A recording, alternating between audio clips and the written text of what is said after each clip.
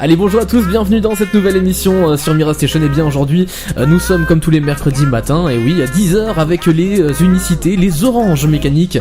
Et nous recevons donc du coup les oranges mécaniques. Donc nous avons Lucas, nous avons Arnaud, Charlotte et Alison. Voilà, bonjour. Tout à l'heure, j'ai eu du mal. Comment allez-vous ?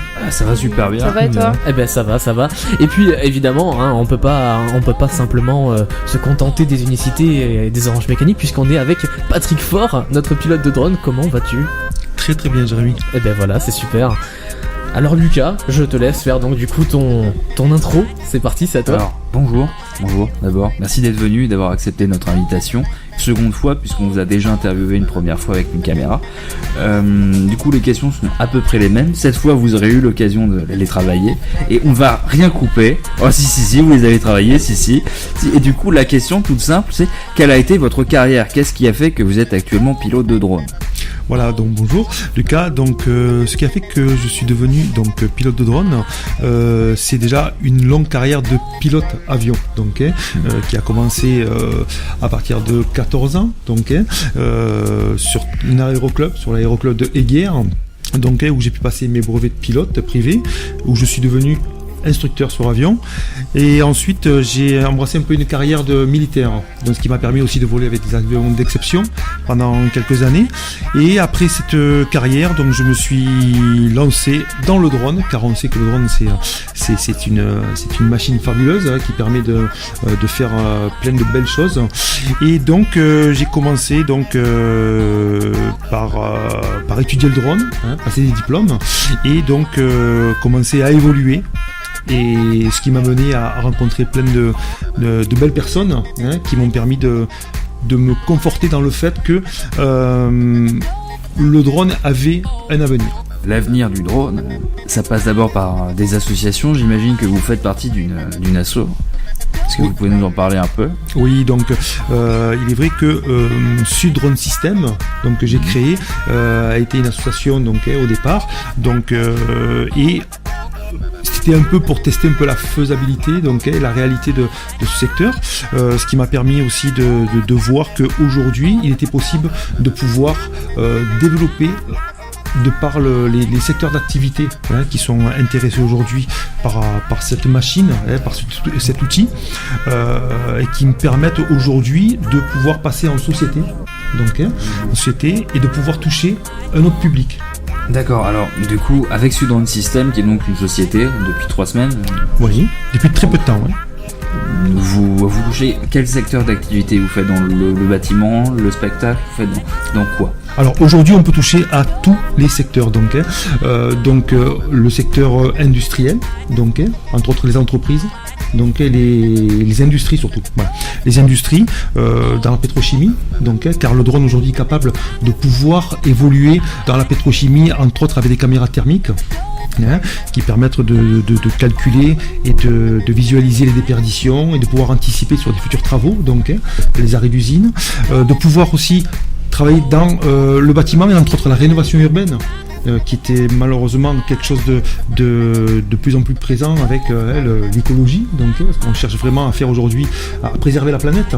Donc aujourd'hui le drone, à travers les caméras thermiques aussi, peut donner des solutions aux mairies, aux collectivités, aux privés, aux agences immobilières, aux services de diagnostic thermique, peuvent donner des solutions intéressantes sur les travaux à venir et à prévoir. Sud Drone System tient toujours à garder son aspect associatif, parce qu'il est important aujourd'hui que les jeunes, il est important que nous ayons toujours cette approche avec les jeunes, car il est primordial aujourd'hui que les jeunes soient informés de tout ce qui gravite autour du drone, à savoir la sécurité, et la sûreté des vols. Parce que il est très important de savoir qu'aujourd'hui on ne peut pas faire ce que l'on veut, quand on veut, et où on veut. Ce qui est très important. Voilà, l'été dernier, nous avons mis en place avec Christophe Caillot, avec Immédiat, un stage, plusieurs stages en fait, durant le mois de juillet, afin de pouvoir informer les jeunes, de leur faire toucher du doigt ce qu'était le drone, parce que ça peut être un engin fabuleux, mais ça peut être quelque chose de très dangereux aussi. Donc, et donc, voilà, ce qui nous a permis aussi de développer tout l'aspect technique du drone et surtout leurs droits et leurs devoirs. Voilà, sachant qu'aujourd'hui on ne peut pas faire ce qu'on veut, mais ils ont quand même le droit de faire certaines choses aussi, tout en restant dans les clous. Vous parliez d'informer les jeunes, et justement, puisque là on y est, on informe. Arnaud, tu avais une question à poser. Y a-t-il une différence entre un drone public et un drone professionnel ? Voilà. Alors aujourd'hui, donc il n'y a pas vraiment de différence entre le drone public et le drone professionnel, donc le drone de loisir, pour être plus précis, dans la mesure que le drone de loisir, si on veut en faire une activité professionnelle, va devoir passer par une homologation. Une homologation, donc ça veut dire c'est des démarches via la DGAC, donc la Direction Générale de l'Aviation Civile, qui va vous homologuer votre drone, et donc qui va passer en catégorie professionnelle, tout simplement. Donc aujourd'hui il y a des drones de loisirs qui sont identiques aux drones professionnels. Donc, rien ne change, c'est juste l'homologation. C'est-à-dire qu'en fait on certifie le drone, voilà, tout simplement.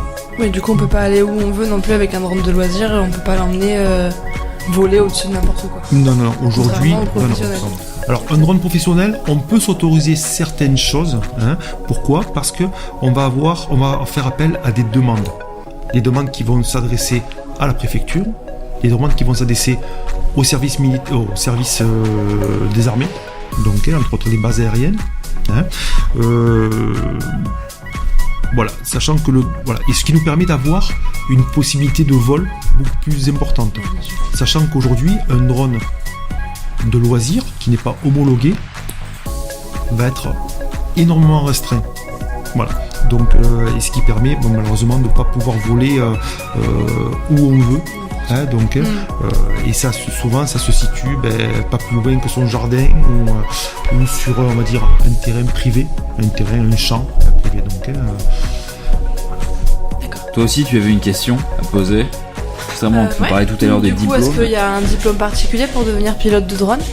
Alors, aujourd'hui, dans la législation actuelle, il n'y a pas de diplôme à passer pour les drones de loisirs.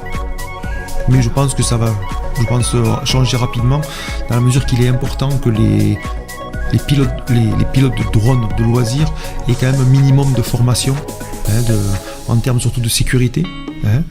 Comme pour revenir sur ce que je vous disais tout à l'heure, un pilote de drone est quand même obligé quand même de connaître ses droits, mais surtout ses devoirs aussi, vis-à-vis de la population, vis-à-vis de la vie privée des gens. Donc, aujourd'hui, donc, pour un pilote professionnel qui veut devenir professionnel, il est obligatoire de pouvoir passer un stage, donc une DNC, donc c'est un diplôme de niveau de compétence, une DNC donc qui est dispensée par certains centres de formation qui sont dans la région. Pas forcément auprès de l'armée ou de... Ah non du tout. Non, c'est un organisme civil en fait, et qui est référencé par la Fédération française de drone, donc, et donc qui vous fait passer un stage pratique, qui se passe généralement en 1 semaine ou 10 jours, donc. Et qui, donc, à l'issue de ce stage-là, vous délivre une autorisation, de vol. Donc, c'est comme la pratique lors du code de la route. Donc, quand on passe son permis de voiture, c'est pareil. Et après, vous avez donc, pareillement que le code de la route, la partie théorique. La partie théorique, donc le code. Donc, donc, il y a beaucoup de choses à apprendre, à savoir, que ce soit la météo, la mécanique du vol, l'aérodynamique, et donc après, à l'issue de tout ça, vous vous présentez. Je crois que c'est une fois ou deux dans le trimestre.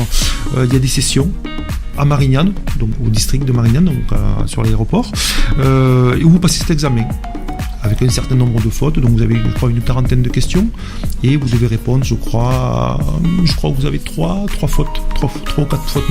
Voilà. Donc, et à l'issue de tout ça, quand vous êtes donc diplômé, donc, parce que vous avez réussi la partie théorique et la partie pratique, là, vous pouvez vous inscrire et faire les démarches vis-à-vis de la DGAC, la préfecture et tout, pour pouvoir être référencé et devenir exploitant. Exploitant, ça veut dire que vous devenez pilote professionnel de drone. Et tout ça, est-ce que ça a un coût ? Oui, ça a un coût, bien sûr. Donc, aujourd'hui, il faut se dire qu'une formation, dans sa globalité, est aux alentours entre 1000 et 1500 €. D'accord. Donc, qui n'est pas excessif. Imaginons, moi, j'achète un drone, je passe donc cette DNC, je deviens pilote de drone professionnel. Est-ce que j'ai des autorisations que je dois avoir, par exemple, auprès d'une préfecture pour pouvoir faire décoller mon drone ? Quelles sont les autorisations, légales pour pouvoir faire décoller un drone ? Voilà. Alors, aujourd'hui, donc, il y a plusieurs autorisations à obtenir pour pouvoir décoller. Déjà, se rapprocher de la préfecture pour demander donc l'autorisation de vol, donc, qui est accordée ou pas, donc, en fonction de la dangerosité du vol, en fonction du secteur. Donc, dès que vous avez obtenu cette autorisation, cette première autorisation, vous avez l'obligation de vous rapprocher des services, des services de l'armée, donc, entre autres chez nous, Fourmirama, donc c'est souvent la base militaire de Istres, ou de Salon, donc, pour pouvoir demander une autorisation de décollage. Donc, où ils vont vous demander donc le secteur de décollage, donc l'endroit précis, donc avec des coordonnées géographiques, la hauteur que vous désirez effectuer le vol, les heures, et en fonction de tout ça, eux vont regarder si le vol est réalisable. Donc il sera accepté ou pas, tout simplement. Donc, après, il est vrai que si vous voulez survoler des communes, il va falloir vous rapprocher en fait des services de la mairie, donc, qui eux aussi vont vous délivrer une autorisation. Donc ça fait quand même beaucoup de demandes. Il faut automatiquement une autorisation avant de faire les images, quoi. Ah, exactement. C'est pas... Tout simplement. Donc, Mais du coup, là, on parle énormément de droits, de lois, d'autorisation préfectorale, d'autorisation municipale, de se rapprocher de l'armée, mais vous faites bien des trucs ludiques avec vos drones quand même. Oui, on arrive aussi à pouvoir... Alors nous, en tant que professionnels, en principe, nous ne décollons pas pour nous amuser, parce qu'il y a quand même toujours des contrats, je dirais. Le but, nous, quand même, qui dit profession, dit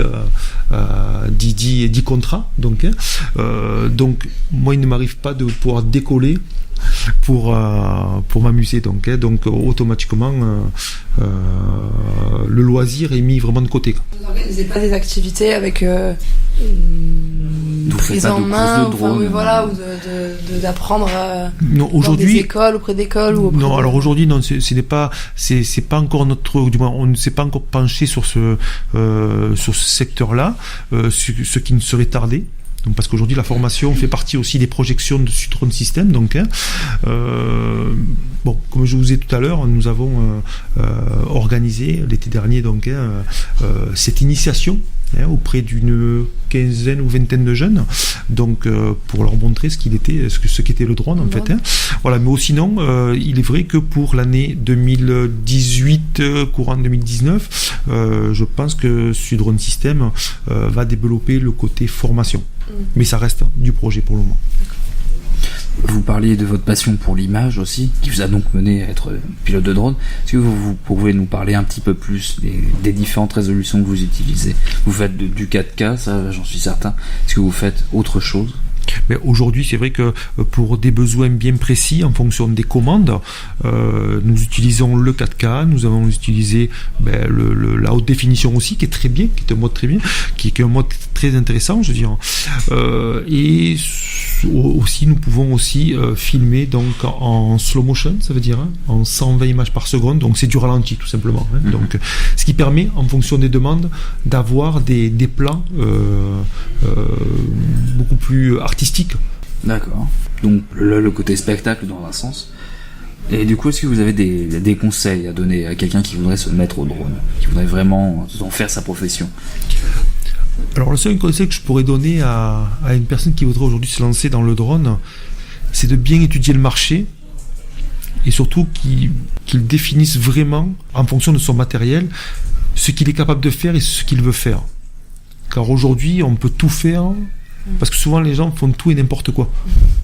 Et aujourd'hui je pense que le drone c'est quand même un outil professionnel qui peut répondre à beaucoup de demandes, mais on ne peut pas tout faire non plus. Voilà.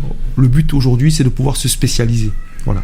Donc c'est vrai que le conseil que je pourrais donner, c'est d'abord de bien réfléchir à son projet, ce qui va permettre déjà à la personne d'acheter le matériel adapté, parce qu'aujourd'hui les drones font un peu tout, font un peu rien, donc c'est pour ça qu'il est important qu'aujourd'hui la personne réfléchisse bien à son projet et étudie vraiment le marché qu'il veut exploiter. Très bien. Est-ce que vous avez une dernière information à nous donner ? Information, en fait, c'est plus aujourd'hui d'ordre de sécurité. Aujourd'hui, ce qui est important de savoir, c'est que pour que cette activité puisse pérenniser, que le drone puisse se développer dans les meilleures conditions sur le territoire français, je pense qu'il est important que les gens prennent conscience que le drone est un outil fabuleux, mais qui peut du jour au lendemain être interdit, oui. Qui peut être interdit, parce qu'aujourd'hui on voit de plus en plus de gens qui achètent des drones, donc à des prix défiant toute concurrence, et qui font tout et n'importe quoi, qui vont violer la vie privée des gens en survolant les villas, les propriétés privées, qui vont s'amuser sur des zones plus que sécurisées et interdites, comme les bases militaires ou les centrales, comme on a pu voir aux informations au journal. Et aujourd'hui je pense qu'il est important que les gens prennent conscience qu'il faut faire très attention et qu'il faut vraiment respecter cette réglementation, malheureusement sous peine de la voir se durcir. Sous peine de la voir se durcir, voire s'interdire tout simplement. Même voilà, être interdit, tout simplement. Donc faites attention et voilà, respectez votre matériel et respectez les gens, tout simplement. Merci beaucoup. Merci. Merci à vous de m'avoir reçu. Merci en tout cas à notre ami Patrick Faure, je vous le rappelle, donc qui est pilote de drone pour la société, du coup sa société qui s'appelle Sud Drone System, qui est à Miramas. Donc si vous avez besoin de plans, bien tout simplement dirigez-vous chez Sud Drone System. Et puis c'était aussi donc nos amis d'Unicité, donc les Oranges Mécaniques qui étaient là.